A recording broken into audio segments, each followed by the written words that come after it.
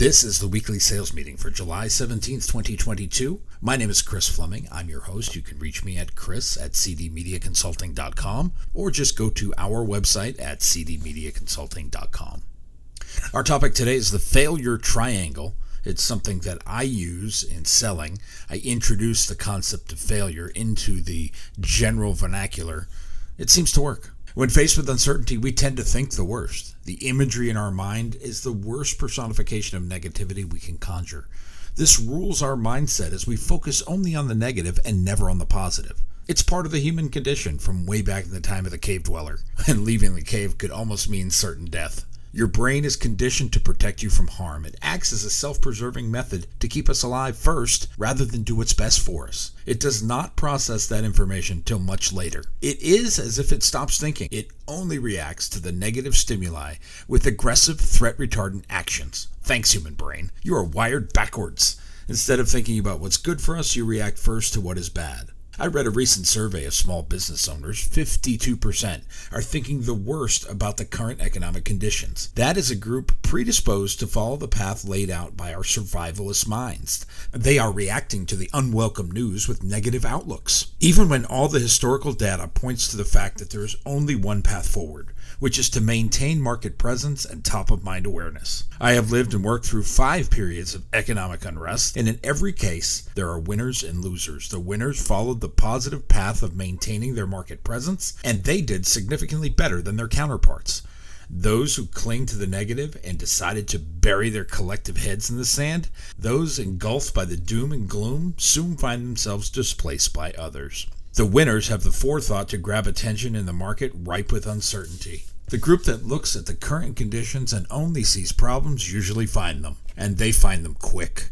When I read about that group, I stop thinking about them. While I could spend my time trying to convince them of their folly, I have learned that it's a waste of time.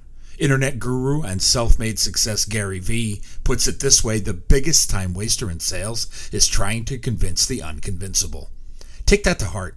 Spend your time talking with those that are open to it, and you are not trying to work with everybody. You are trying to collaborate with the right people.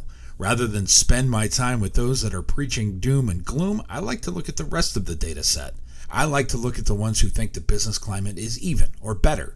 They make up 48% of the business owners. They represent the opportunity. I have maintained people do not fear spending money for their business. They do, however, fear not getting the money back. If we can draw a roadmap for them, that map should include the path not only to continue their business investments, add to that a map to see a return on that investment. Then we are going to have much more staying power. Commodity sellers are doomed. One of my methods of gaining traction is to introduce the failure triangle. My business is advertising sales. Your business may be something else. I am betting you could create your own failure triangle to illustrate what not to do. As people are evaluating their business expenditures and decisions, introducing this concept of failure helps set the bar low. It allows you to shine as the consultative expert as you build a case against failure. In advertising, the failure triangle looks like this. It is not having the right message, it is mismatching the audience, and it's not airing it with enough frequency.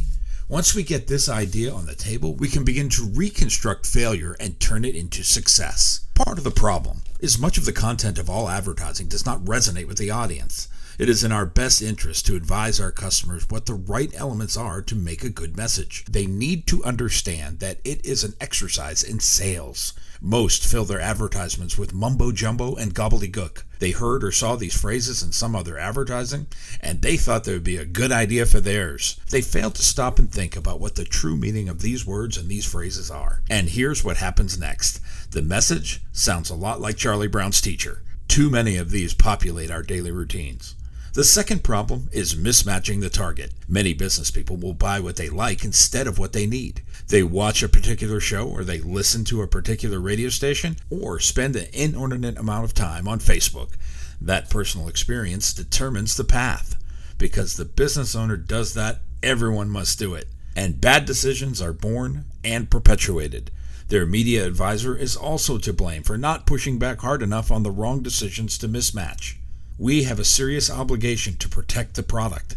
We should not allow our customers to make decisions which run counter to their best interests. I have taken that a step further. When my client would not listen to me, I made them sign a statement of absolution. one that would exonerate me from any blame associated with this poor decision. The base of the triangle is frequency. Most advertising campaigns do not deploy enough frequency to be effective. In both short and long-term campaigns, effectiveness is mismanaged. It is gauged by monetary investment and not frequency. Instead of looking at what it takes to be successful, media sellers get swayed by budgetary constraints, restrictions placed arbitrarily by business owners. These parameters are arrived at only by determining what is comfortable to risk, not by what is effective. Advertising effectiveness studies show less than 6% of campaigns have enough frequency. Let me repeat this. Less than 6% of all advertising is purchased with enough frequency. Do you think this may be one of the reasons for those who have said, I tried it and it didn't work?